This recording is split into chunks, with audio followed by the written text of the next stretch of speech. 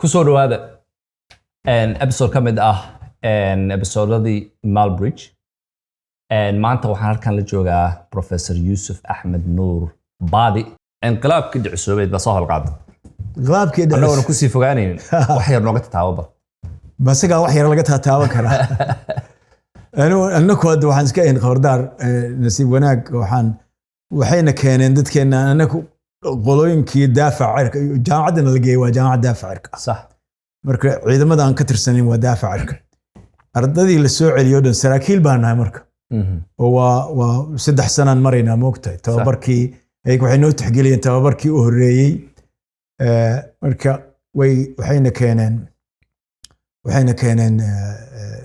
guntada liraa bangala waa guntada ka soo horjeeda meesha jaalasiya dad la yiraahdo isaas uga soo horjeeda aniga iyo nin kale waxaan oo tacliinta ku fiicnayn waxaan joognay urur dadku badankiisa aniga ninkaas maahe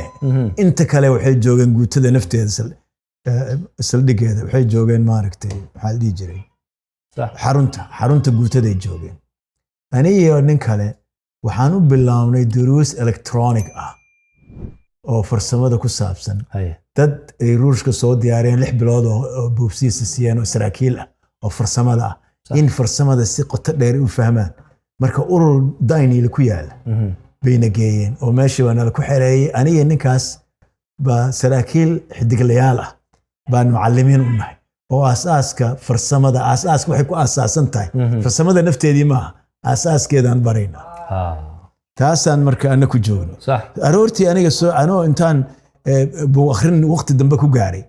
baan waxaan maqlay markay tahay 9 saac habeenimo 3 o'clock in the morning 9 saac habeenimo markay tahay baan waxaan dad 2 qof oo hadlaaya maaragtay irideeda banaankeeda ku hadlaaya waxaan dareemay inuu yahay muxuu ahaa taliyaha ururka oo nin kabtan oo ciid la dhihi jiray ah iyo qaaray nin asagan ruushka nagala yimid oo ku xigeenkiisa ah markaasaan waxaan leeyahay maxay saacadan hadal hoos ugu hadlayaan aroortii annaka waxba ma maqal wax dhacay ma jiraan quraacdan iska aadnay waxaan isleenahay kalaasiyadaad geli doontaan saanaka intaan quraacna ku jirnaa markaan quraac ka soconay waxaan aragnay dad weerar nagu soo haya oo waxba xabada ma ridayaan laakiin geedaha door cidlay ku taala ururka daynil hadda tabcan meelahaas dhan waa degay laakiin meel cidlahay ku taalay oo geedo waxay maaragtay u badan geeda qurac iyo waxaas waa meel kayna oo geeda leh marka geedaha iyo dhirtaas ay soo hoosgalayaan kaanama inay rabaan inay soo weeraraan adiga markay arkeen in meesha cidna xabad ku ridayn bay soo baxeen saa waxaa wata ninkii ahaa Morgan ahaa ninkii Morgan ahaa wata waa rogaal celin annaku markaas khabar daar baan nahay Morgan wuxuu ka haystay ciid iyo qaaray yar xidiglaha buu yiri haloo tiriyo maaragtay ururka yarkii baa loo tiriyay yarkan micnaha la wareega ninkii tirinayna waa xirta uu qaad miya yarku waa nin wuxuu ahaa xidigle kaliya laba xidiglayaal baa jooga laga asagu yiri u tiriya taas waa qiso kale sax marka waa meeshaas adiga dhowr bilood waxay ahayd April 19 samayn April 19 April bay ahayd inqilaabku ما horta saas ma ahayd masaadinku mutaqaan ani inqilaabkaas war fiican uma hayo taas waxaan ku leeyahay noo yara sharax bisha afaraad 19keedii ma 19keedii baan u maleynayaa buu ahaa waxayna geeyeen Masar bay noo qaadeen 2 usbuuc gudaheeda May kowdeedii Masar baana la ka dejiyay inqilaabkii baan rabaa inaad yaa isku dayayay seesa loo furfuray waxa hada waa arin kale wax yar hada kadib baan ogaan doonaa haye say u dhacdo sidaad u ogaatay inqilaabka waxa waay guutadaas nafteeda oo bangala la yiraahdo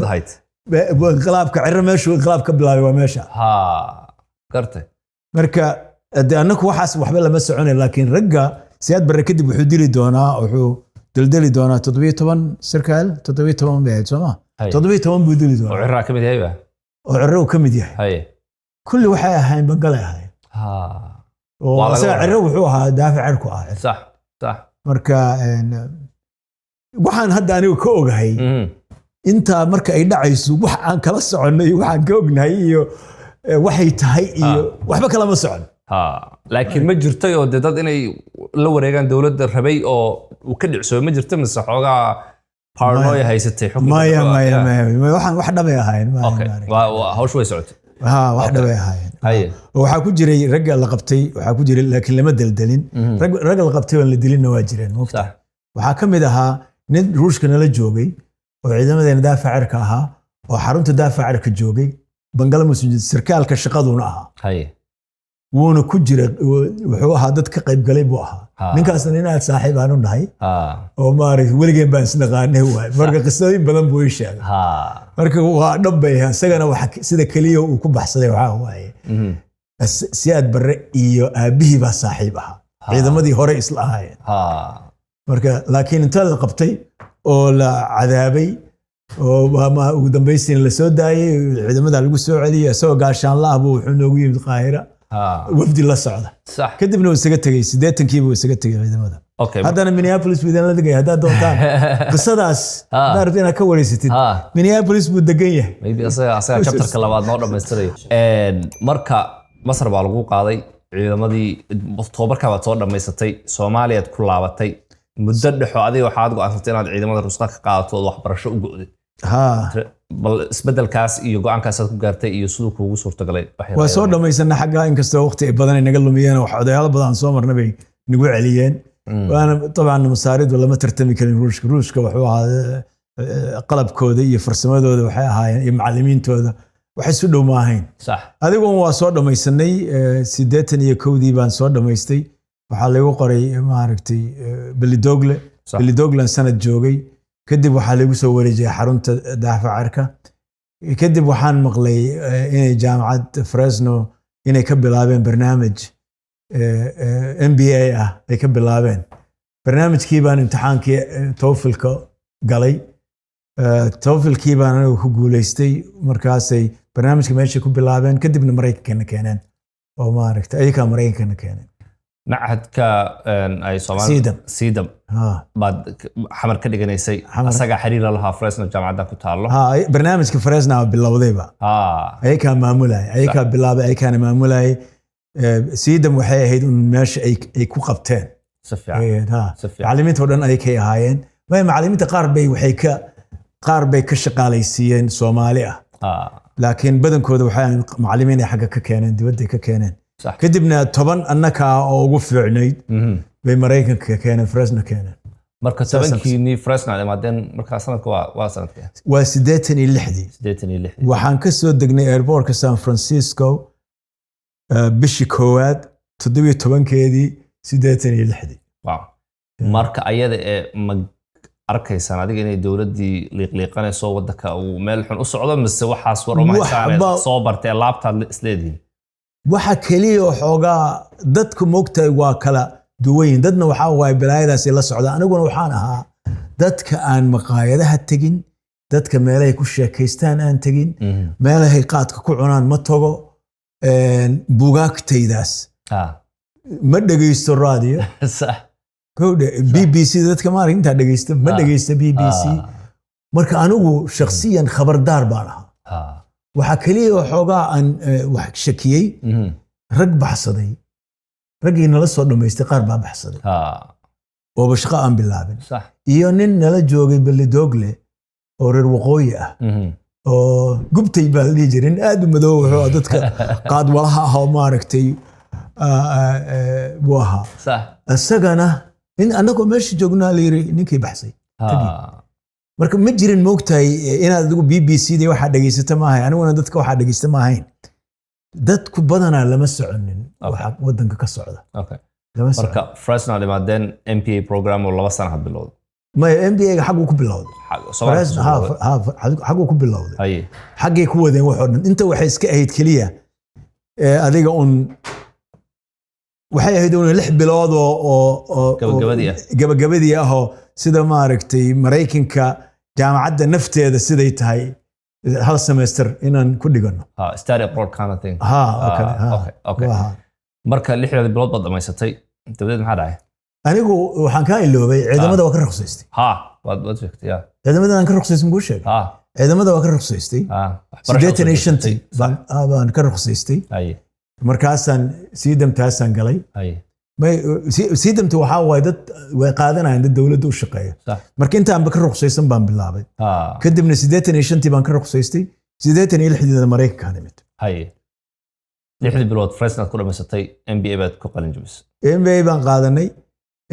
waxaan ugu imid cid kale ma aqoon wadankana waxba kama naqaan moogtahay Soomaalida marka waa ku yarta Soomaalida aad bay ugu yarta sax marka waxaan dadka naqaanay waxay joogeen Atlanta waxaan ugu imid Baadiyo professor Baadiyo boo marka asagu Atlanta degan sax baa yiri war meeshaan noogu imaw asagaan la degay marka safiican asagaan la degay waana waqti waxay ahayd aad dhaqaalaha uu xun yahay waxaa la yiraahdaa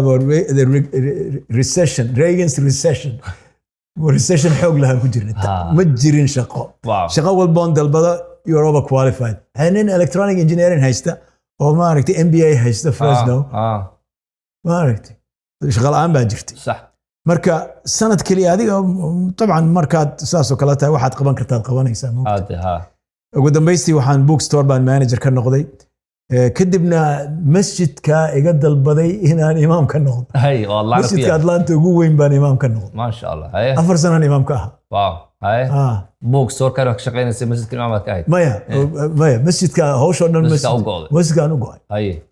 kadibna waxaan gaaray inaan tacliinteeda sii wato 4 sano ka bacdi laakiin carrada burburto dalkii baa 4 sano kadib meel loo noqdo male wax yar nooga taabal adiga markaad maqasheen masiibada dhacday iyo dalkii burburay iyo dagaalada socda iyo waxa idin la ahayd iyo waxa dadka isku sheegayeen inay waxaan islahaydeen xukunka isbedeli doono carradaas caadi bay ku noqon iyo inaad loo wada arkay in 30 sano iyo balay adwaagaas moogtay adduunyada sida isugu xirantahay isugu xirnayn waaga internet ma jirin marka waagaas waa la socota adinkuna runtii ma fahmi kartaan adduunyada wax isku xiran ma jirin sax wax warad maqlaysaa ma jirin moogtay marka anigu waxa balaayadaas dhacaysay horta reerka baan xagga ka soo qaaday sax yani ilaahay maqaadiirtiisa Octobertii la joojiyay inay wax socdaan horta waa maqlayna hooyaday baa ila soo hadli jirtay Octobertii la joojiyay maaragtay waagii wixii ciidamada la marsiin jiray maxaa dabaaldegii October la joojiyay bilowgeedii baan ciyaalka keenay aniga xaggan ku guursaday moogtahay gabar Soomaali xagga guursaday xaggan ka keenay marka wax badan ayakan ka ogaaday laakiin runtii macluumaadka xog badan lagama hayn waxaan la soconno waa wax yar bay ahaayeen aniga waxaan u haystay waxaan iska dhaadhiciyay inay iska tahay waxayna iska degi doonaan marna iguma soo dhicin laakiin waxay runtii yani markaan anigu dareemay waddanka inay u dhammaatay waa markay waqooyi ku dhawaaqday inay go'ayaan aawey ma aha 92 wallaahi waa saxan kari waay habeenkaas waa saxan kari waay sax marna maanan filayn in waddanka la kala go'ay so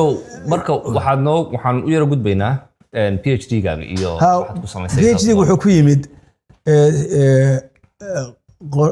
waxaan go'aan ku gaaray maadaama MBA aan haysto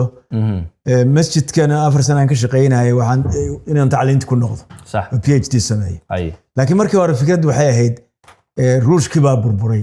communism baa burburtay marka MBA adoo haysta afruushkina aad taqaano waxaan is iraahdaa afruush ku noqoto afruushkaaga adkayso shirkadaha aadaya xagga taas qorshaha saas u ah halkaanan imid afruushkii baan galay oo Russian linguistics imtixaankii baan galay wixii barnaamijkii baan bilaabay laakiin waa qof walba oo markaa wax akhrinayay waa u muuqatay in sida howl ku socotay inay waxba socon doonaan anoo marka isla warniyaho 3 sanaad kaa luntay oo maxaad samaysaa waxaan rabay inaan sameeyo certificate waxaa jiray meel la yiraahdo waxay ahayd maxaa la dhihi jiray Russian and East European Studies Russian and Eastern European Institute waxay lahayn wax la yiraahdo certificate marka haddaad qaadato master's degree aad maaragtay dhowr maadana qaadato certificate-kaad ku siinaya maadooyinka mid ka mid ahaa waxay ahayd international business master's degree MBA tii baan isku qoray si aan certificate-ka u helo tan macalinka marka dhiga markii ay MBA-ga dhamaanayay imtixaankii finalka markuu yimid oo asaga imtixaanka u dhiibay waagaa weli imtixaanka wuxuu ahaa qoraal baa computer iyo ma jirin aan dhiibay wuxuu yiri are you interested AI-ga ma noqon kartaa ku instructional assistant assistant instructor jaamacadda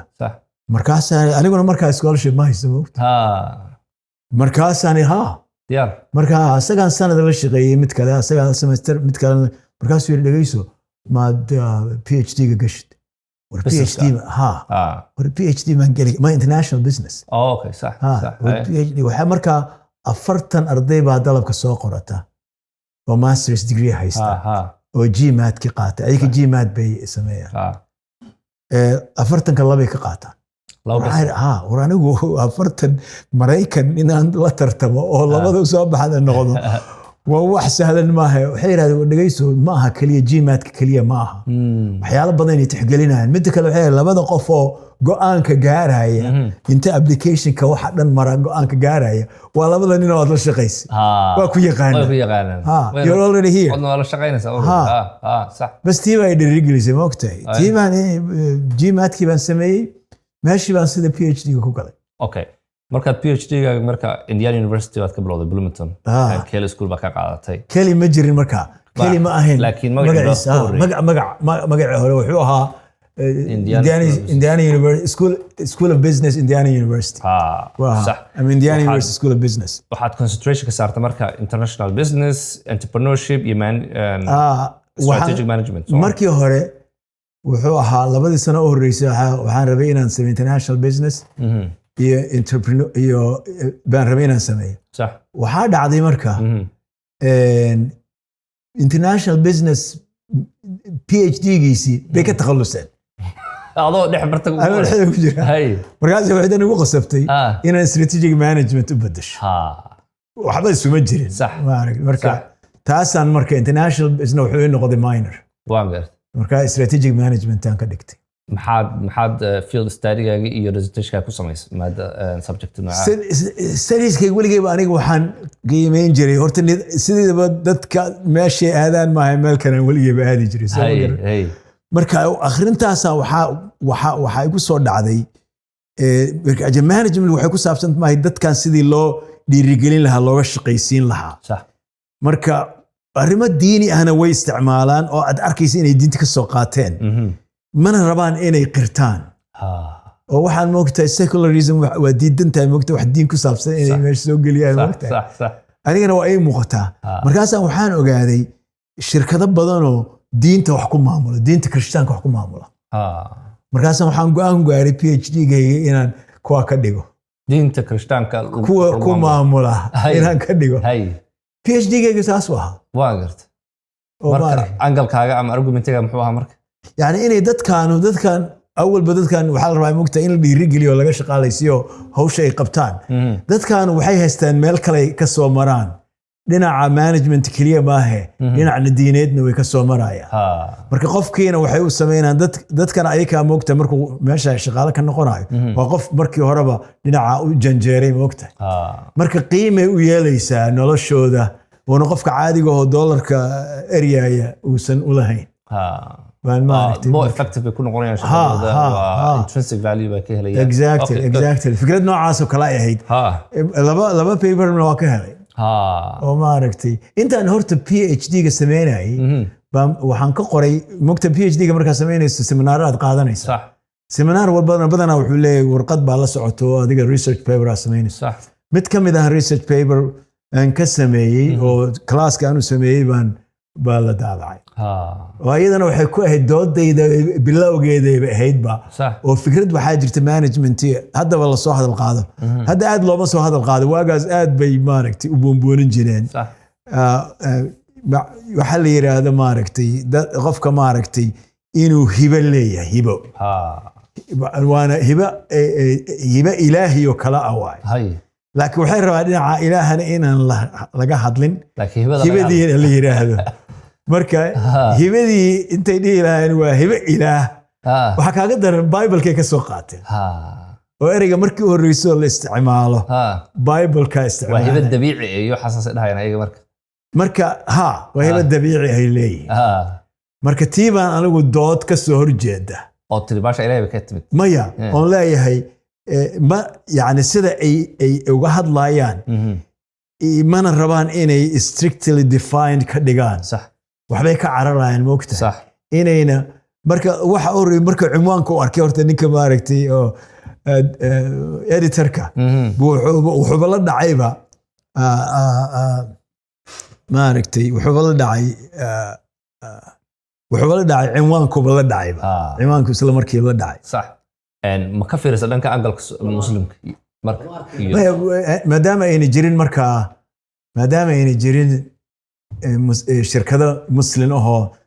waaweyn oo saas lagu waxaa jira shirkado waaweyn oo saas lagu maamulaa jira marka aniga taasaan dhinacaas diineed aniga diin ahaan uga hadlaa ayakaan misaal ahaan usoo qaadanaya maahe inay waxaana dadka lagu dhiirigelin karo hawsha nafteeda iyadoo dhinaca diinta laga soo maray markaad dhamaysay New York baad cabaar wax ka soo bartay Syracuse markaan dhamaystay waxaan horta markii u horeysay waxaan shaqo oo markii u horeysay waxaan ka shaqeeyey 1 sano Bowling Green State University صح sanadna Louisiana State University صح sanadkii saddexaad baan kuwaas oo dhan waxay ahaayeen markaa shaqo degdeg ah 1 sano sanadkii u dambeeyay New York SUNY Brockport State University of New York صح oo Brockport galbeedka ku taala ma Syracuse okay Syracuse bariga ku taala galbeedka ku taala صح oo aan ka fogeyn Buffalo baan maaragtay shaqadii kaamilka ka helay 5 sano meesha u shaqeynay kadib aan tan ku soo wareegay waad soo laabatay Indiana ku soo laabatay Kokomo Kokomo marka yaad ugu dambeyn and entrepreneurship iyo strategic and business strategy baad wax badan darastay Soomaalida waxa lagu sheegay inay yihiin dad isku day badan oo entrepreneurs oo meel kasto ay tagaan aan rabin in dad u shaqeeyaan raba inay business ayaga ay leeyihiin iyo hawlahaas ay bilaabaan laakiin badan aniga intaan ka arkay adaa rabaa inaan fikradaada ka ogaade way isku dayaan laakiin they never scale malaha business organization weyn oo network weyn laho koro oo multinational Soomaalida ma yaqaanaan si loo dhiso dukaan yar xalaal yar maqaayad yar halkaas bay badanaa ku joogsadaan waxay kula tahay sababta maxaad ka dhihi lahayd horta ogow wax walba waa yaraan bay ku bilowdaan sax jaamacaddan weyninka ka badatay oo adduunyada ugu lacag badan oo adduunyada ugu caansan sax hal qol bay ku bilaabatay si fiican hal qol marka anigu lama yaabani in dadkan waa ku cusub yihiin waddankan inay meeshay hawl ka qaban karaan inay ka qabtaan oo ay ku bilaabaan taas wax walbana waqti bay leeyihiin waa jiraan Soomaali maaragtay aad iyo aad dhinaca ugu mid milyaneer ah jiro reer Indianapolis sax oo magaciisa sax baada Isaac waxaan ba arkay ba business wuxuu ku leeyahay basaska maaragtay airport yimaada limouska iyo basaska yimaada Istanbul airport qaar buu asaga leeyahay Istanbul airport Turkiga ma sha Allah magaciisa ku qoran صح royal ما كلو بحيته اوكي ku qoran marka waxa way dadku wax walba oo tartiib bay ku bilowdaan jaamacadda Indiana University waxay ahayd college oo macallimiinta lagu diyaariyay waxay ahayd daarta weyn kaliya bay ahayd hal daar صح kaliya ahayd marka waxa walba tartiib inay ku bilowdaan marka jiilka oo horeeyay oo cusba laakiin dhinac kale aan u aaneynaya Soomaalidu waxay u badan yihiin dad reer miyi u badan waxay badan reer guuraaga u badan yihiin sax yani waxa ka muuqata dhaqanka reer guuraaga wada dadkan maaragtay iyo wax meel walba inay la qabsan karaan waaga aan ku leeyahay adinka horta miyi inteed adiga miyi marna ma tagto 10 sano ku gaaran 10 sano noloshayda baadiyan joogo 10 aniga marka aan ku leeyahay u tagayo guga fiican ma ahayn sax reerka wuxuu 45 bari baan la joogay 7 jeer bay gooreen صح 7 jeer marka qofka nolosha soo mara horta wuxuu noqonayaa qof adag oo waxba aan ka gabanayn صح haddaad fiirsan videoga Black Hawk Down waad ka garanaysaa ninkaas sigaar yacabka maaragtay adaygiisa صح yani waxaa waaye Soomaaliduna waa leedahay waxaana ka keenaya reer guuraanimada ka keenaya qofka reer guuraaga ah midda kale tiihii ay mareen aniga markaan ka sheekaynayo maaragtay yatiihuna fil ardi 40 sana markuu quraanka leeyahay yahuudi 40 sano oo saxraaga ay ku lunsanaayeen waxa waa jiil cusub oo maaragtay ufuqooda saxraaga uu yahay oo aad maaragtay waa problem solving mar walba mushkilad baa ku hortaagan marka aniga waxaan aaminsanahay taas ay ka imaanaysaa waa dad reer guuraa ah oo meel walba ay tagaan la qabsan kara dhul kulul bay ka yimaadeen equatorka waxba aan u jirin markaasay waxay ku shamuumeen meesha ugu qabowed marka waxaa waa dad saasa taasaa keenaysaan anigu aaminsanahay laakiin inay saas ku bilaabaan yaryaraanta ku bilaabaan waa waxay kareen waay moogta shirkado badanna oo waaweynna waxay ku bilowdeen hal qol laakiin markaad isku dayaysa inaad waxa dee raago oo weynaado oo multinational noqdo oo de company weyn corporation style noqdo LLC ka soo tago iyo sida aad LLC ku dhisaysid bilowga way iskaga ekaan karaan laakiin qorshaha iyo hadafku kala duwan yahay taban taa waa su'aal kala waay qofkan markuu waxaan bilaabayo ma inta kaliya ka rabaa xoogaa masruufkiisa inuu ka soo saaro bas qorshe weyn buu leeyahay taa waa gaar moogta oo waxaa laga yaabaa hatta jaamacadahan soo hadal qaaday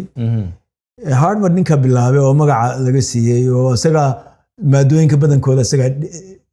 dhigi jiray waqtiga waagaas macallimiinta professorada waxa ahayn maado walba way dhigi jireen maado badan way yaqaaneen ma qorshihiisa wuxuu ahaa meeshan kulli qof yaqaan ma jiro laakiin markuu qofka arko waxaan in ay waxaan ka sii weynaan karaan markaas baa laga yaabaa inuu ku sii fikiro yiraahdo waxaan maan meeshan ka sii wadno oo sii kordhino moogta marka wixii in la bilaabaa ka muhiimsan waa ku raacsan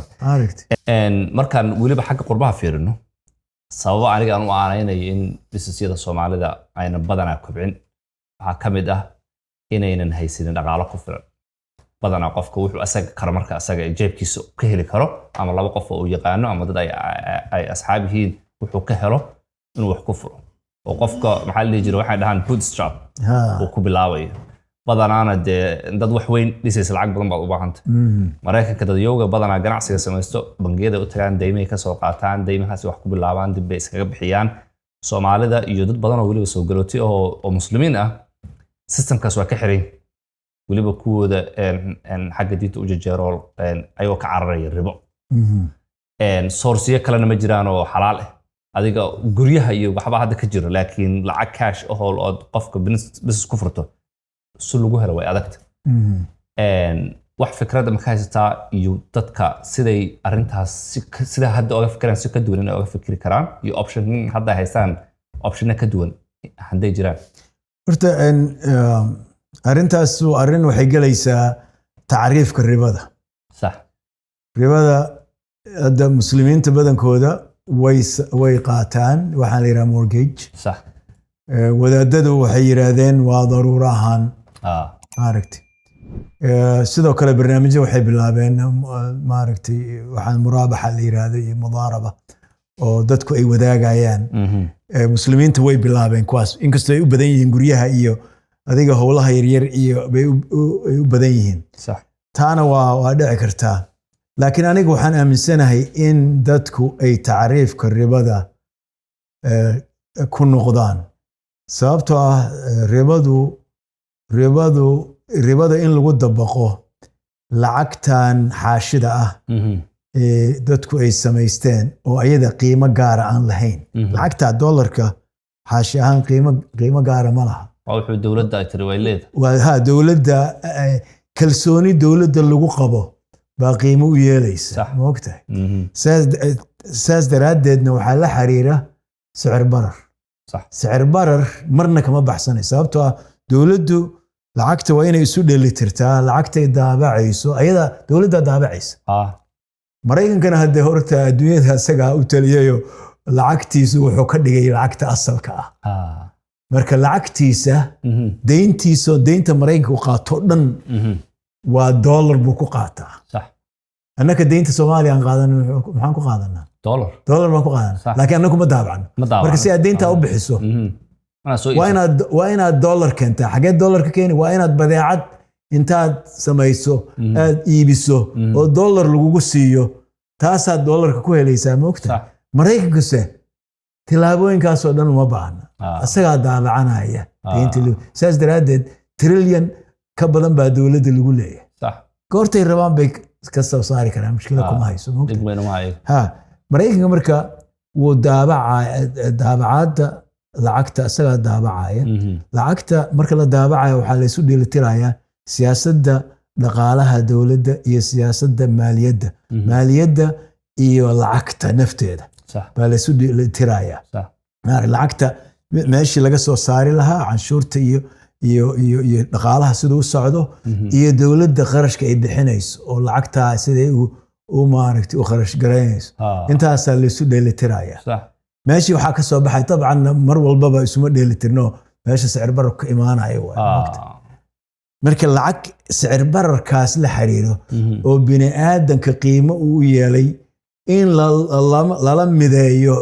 ribada markay ayaduhu soo degaayeen dadku waxa ay kala deynsadaan wuxuu ahaa dahab iyo qalin buu ahaa 10 qaybo 10 iska gogo dahab ah ama gram ah 10 gram oo dahab ah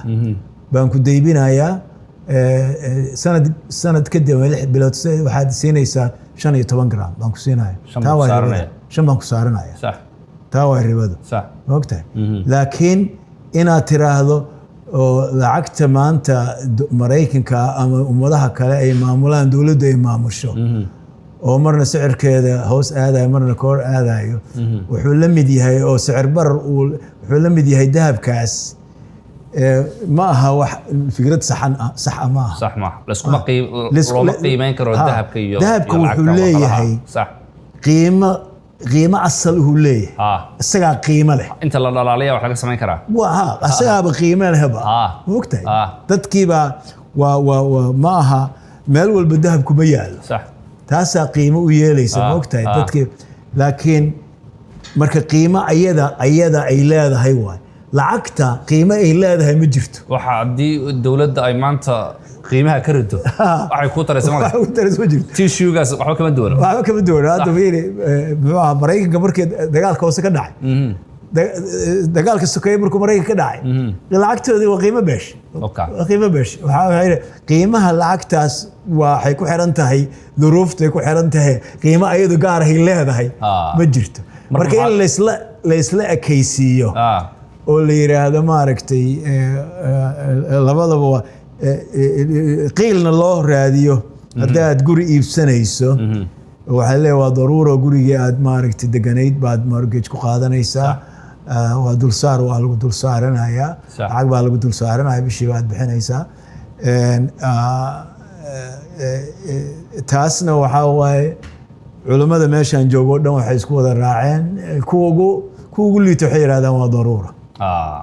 daruura maaragtay laakiin kuwa kale waxay leeyihiin maaragtay guriga aad ku nooshahay waa guriga aad ku nooshahay kalena kuma heli kartid صح marka laakiin aniga waxaan aaminsanahay haddii la heli lahaa culamo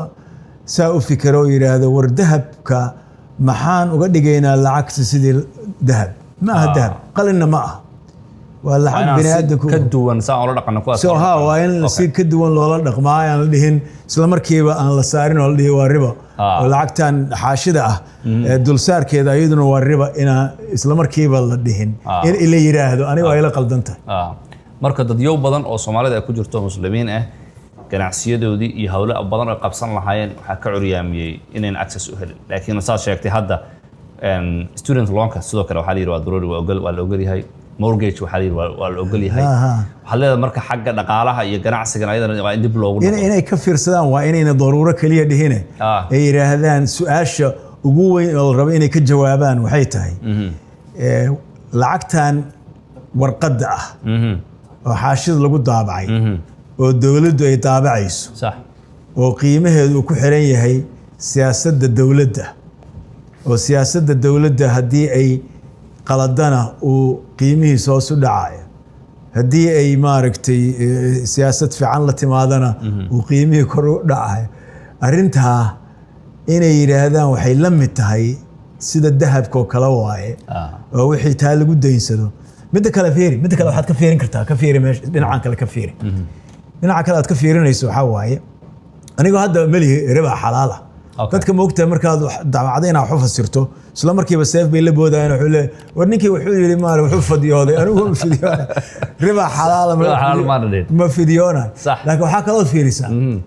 mithaalkan fiiriya waxaan ku dayminayaa $100,000 aan ku dayminayaa aan rabaa inaan kula galo dayn ah inaad maal geliso soo ma garan adiga maanta $100,000 $100,000 waxaan fiirinayaa suuqa dahabkaan tagaya waxaan leeyahay $100,000 oo dahab ah dahab intee dahabay iibinaysaa hadda wuxuu marayaa moogtahay wuxuu gaaray 4,000 halkii ounce 4,000 buu ugu dhaafay 4,000 buu gaaray $4,000 waaye moogtahay 4,000 waxaad u qaybisaa maaragtay 100,000 u qaybi soo ma marka waxaa waaye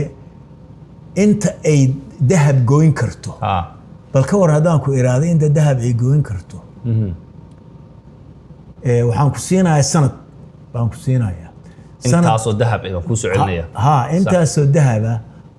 sanad marka la gaaro waa isbedelaya dabcan waa isbedelaya waxaa laga yaabaa 1,000 inta ay gooyn kartay oo dahabka ay gooyn qiimaha dahabka uu sii socdaa oo sii kordhaya qiimaha lacagtana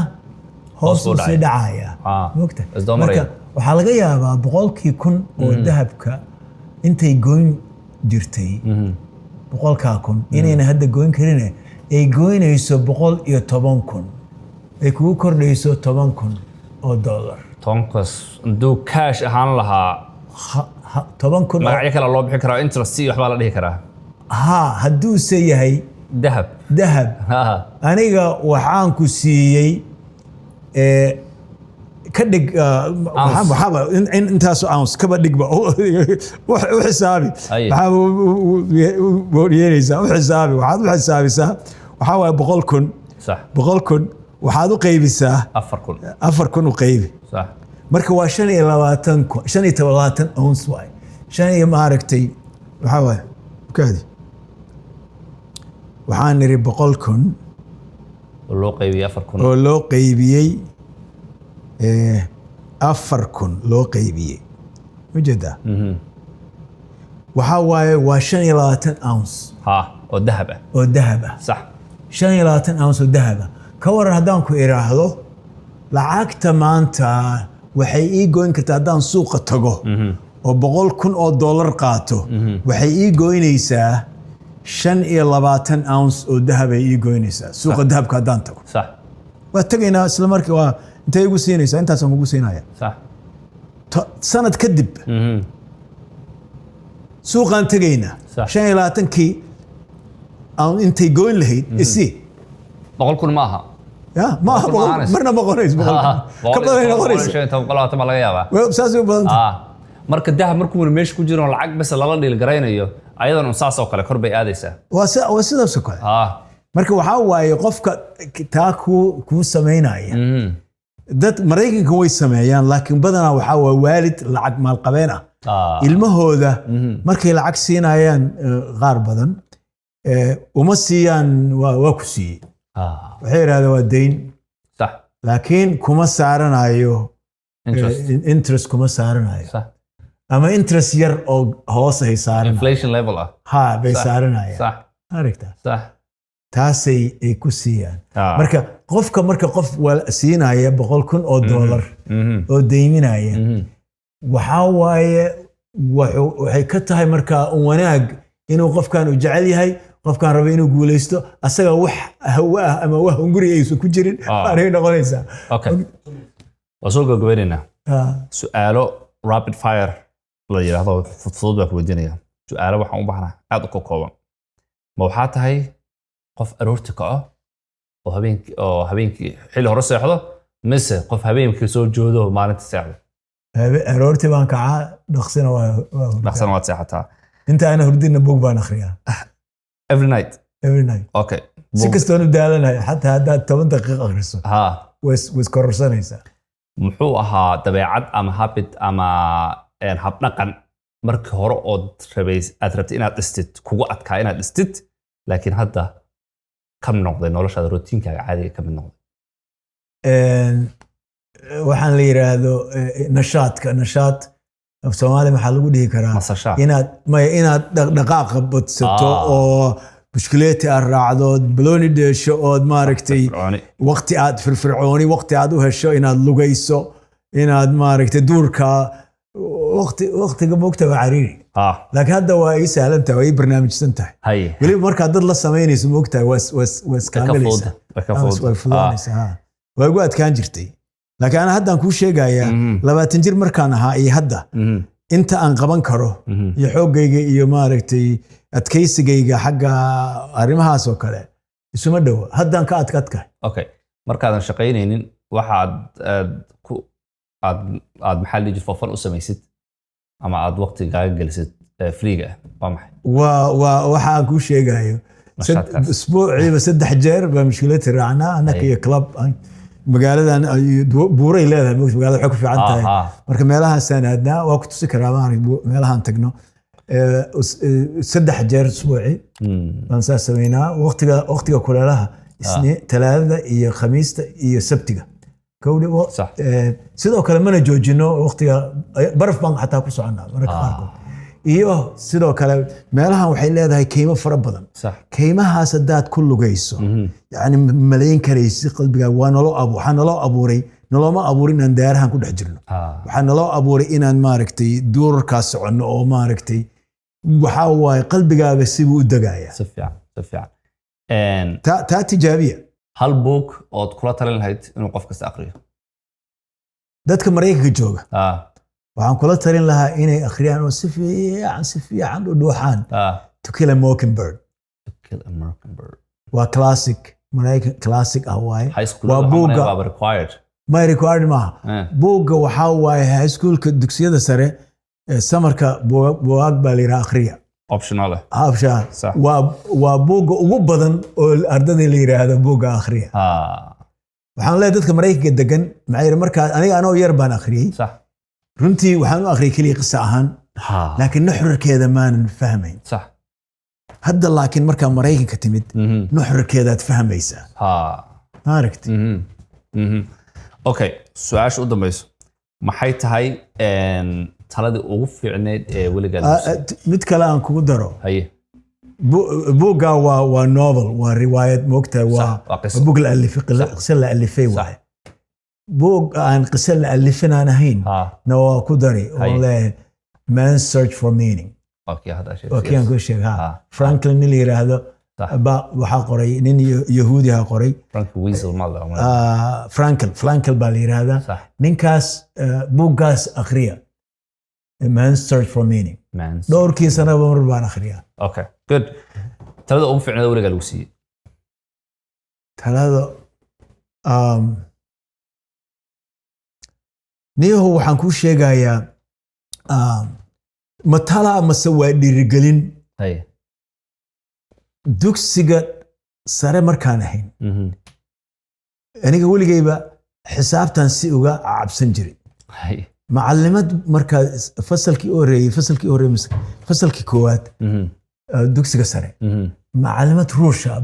baa noo dhigi jirtay xisaabta marka waxay samayn jirtay usbuuciiba maalin khamiista waxayna siin jirtay maxaa la dhihi jiray imtixaan yar oo maarag quick ah bayna siin jirtay oo toban xisaab ah 10 la xalinayo ah bayna siin jirtay kadis oo kale bayna siin jirtay marka intay soo saxsaxday keeni jirtay sabtiga moogta tii u horreysay waxaan marka waa out of 10 toban baa ugu sarreysa waxay igu tiri 6 baan keenay anigu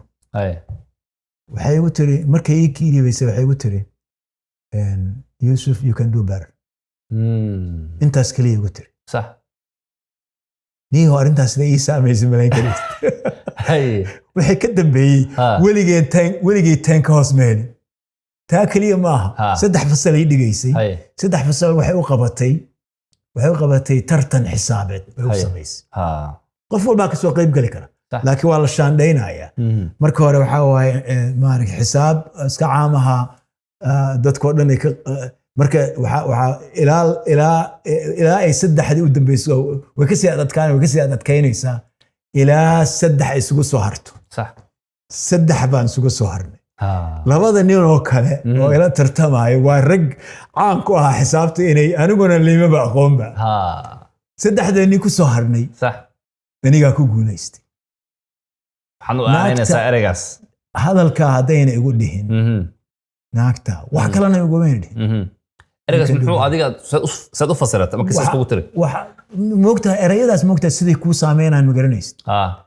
hadaad akhrisaan the autobiography of Malcolm X nin wuxuu ahaa cajiiba waxa uu markii hore sanadii hore saaqad u noqday